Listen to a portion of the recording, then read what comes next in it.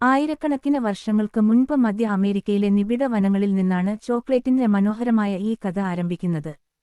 അന്ന് അതൊരു മധുരപലഹാരമായിരുന്നില്ല, മറിച്ച് കയ്പും എരിവുമുള്ള ഒരു പാനീയമായിരുന്നു.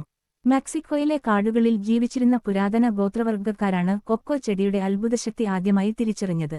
അവർ കൊക്കോ വിത്തുകൾ ഉണക്കിപ്പൊടിച്ച് വെള്ളത്തിൽ കലക്കി തയ്യാറാക്കിയ ആ പാനീയത്തെ വളരെ ബഹുമാനത്തോടെയാണ് കണ്ടിരുന്നത്. പിന്നീട് വന്ന മായൻ വംശജരും ആസ്റ്റക്കുകളും ചോക്ലേറ്റിനെ ദൈവങ്ങളുടെ പാനീയം എന്ന് വിളിച്ചു.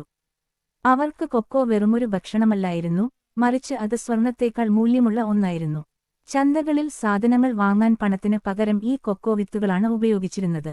ആസ്റ്റക്ക് രാജാവായിരുന്ന മോണ്ടെസുമ സ്വർണക്കപ്പുകളിൽ മാത്രമാണ് ഈ പാനീയം കുടിച്ചിരുന്നത്. അക്കാലത്ത് സാധാരണക്കാർക്ക് ഇത് കുടിക്കാൻ അനുവാദമുണ്ടായിരുന്നില്ല, രാജാക്കന്മാരും വീരന്മാരും മാത്രമേ ഇത് ഉപയോഗിച്ചിരുന്നുള്ളൂ. 16-ാം നൂറ്റാണ്ടിൽ സ്പാനിഷ് പര്യവേഷകനായ ഹെർണാൻ കോർട്ടസ് മെക്സിക്കോയിൽ എത്തിയതോടെ ചോക്ലേറ്റിന്റെ വിധി മാറി. അദ്ദേഹം ഈ വിത്തുകൾ സ്പെയിനിലേക്ക് കൊണ്ടുപോയി. അവിടെയുള്ളവർ ആ കയ്പുള്ള പാനീയത്തിൽ ആദ്യമായി പഞ്ചസാരയും വാനിലയും ചേർത്ത് പരീക്ഷിച്ചു. അതോടെ യൂറോപ്പിലെ കൊട്ടാരങ്ങളിൽ ചോക്ലേറ്റ് ഒരു വലിയ തരംഗമായി മാറി. എങ്കിലും നൂറ്റാണ്ടുകളോളം അതൊരു പാനീയമായി തന്നെ തുടർന്നു. 19-ാം നൂറ്റാണ്ടിന്റെ പകുതിയോടെയാണ് ചോക്ലേറ്റ് നമ്മൾ ഇന്ന് കാണുന്ന കരരൂപത്തിലേക്ക് മാറുന്നത്. ഇംഗ്ലണ്ടിലെ ഒരു കമ്പനി കൊക്കോ ബട്ടറും പഞ്ചസാരയും ചേർത്ത് ആദ്യമായി ചോക്ലേറ്റ് ബാർ നിർമ്മിച്ചു.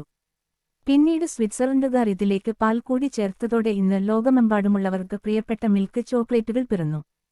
ഒരു കാലത്ത് കാടിനുള്ളിലെ കയ്പുള്ള പാനീയമായിരുന്ന ചോക്ലേറ്റ് ഇന്ന് ലോകത്തിലെ ഏറ്റവും പ്രിയപ്പെട്ട മധുരമായി നമ്മുടെ കൈകളിലെത്തി നിൽക്കുന്നു.